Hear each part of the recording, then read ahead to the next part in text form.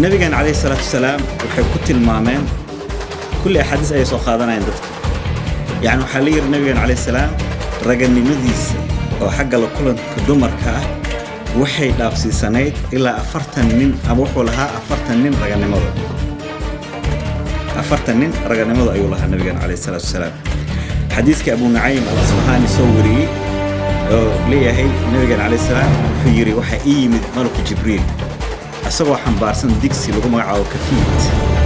digsiga waxa ku jira hilib jannada laga keenay hilibkii ayaan cunay sidaa daraad ilaahay wuxuu sii awood raganimo oo 40 nin awoodooda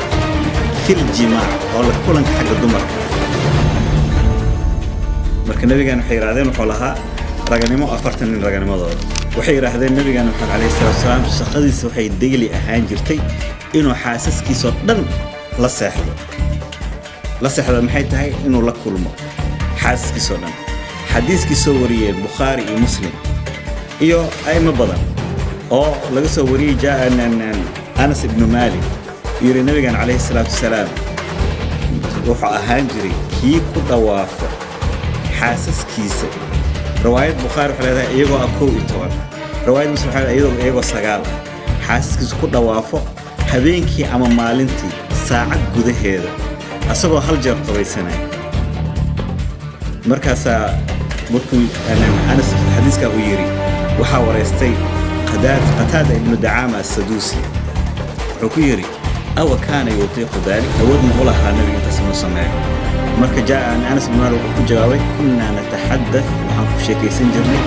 nabiga inuu ilaahay siiyay 40 qofood raganimada riwaayadka waxaa sidoo qofood raganimada xadiiskaas wuxuu yiraahdaa wuxuu ku cadeeyay nabigeena shaqadiisa inay ahaan jirtay inuu dumarkiisa xaaskiisa ku dhawaafo إنما عشان كان قوي جدا يعني إنما عشان كانت قوة دي احنا قلنا الكلام ده بدرس قبل كده 4000 رجل قوة النبي عليه السلام ب 4000 رجل والكلام ده مش من نسج الصوفية لا ده الكلام ده بتحقيق علمي هقوله لك دلوقتي بس بعد ما تصلي صلى الله عليه وسلم حبيبي صلى الله عليه وسلم حديث البخاري عن سيدنا أنس بن مالك رضي الله عنه وارضاه كأنه كان يقول لقتادة رضي الله عنه قال إن كان النبي صلى الله عليه وسلم لا يطوف على أزواجه 9 في ساعة من الليل أو نهار معنى الكلام ده إنما عشان كان يجامع أزواجه 9 في ساعة يعني مش 60 دقيقة يعني لا في وقت في ساعة من ليل أو نهار.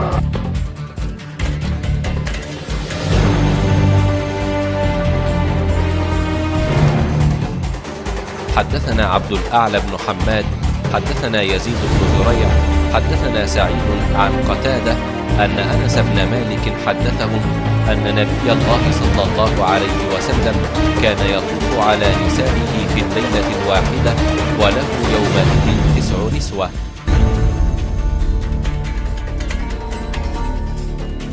أنس النبي كان يدور على نسائه في ساعة من الليل أو النهار وهن 9 وفي رواية شاذة في البخاري 11.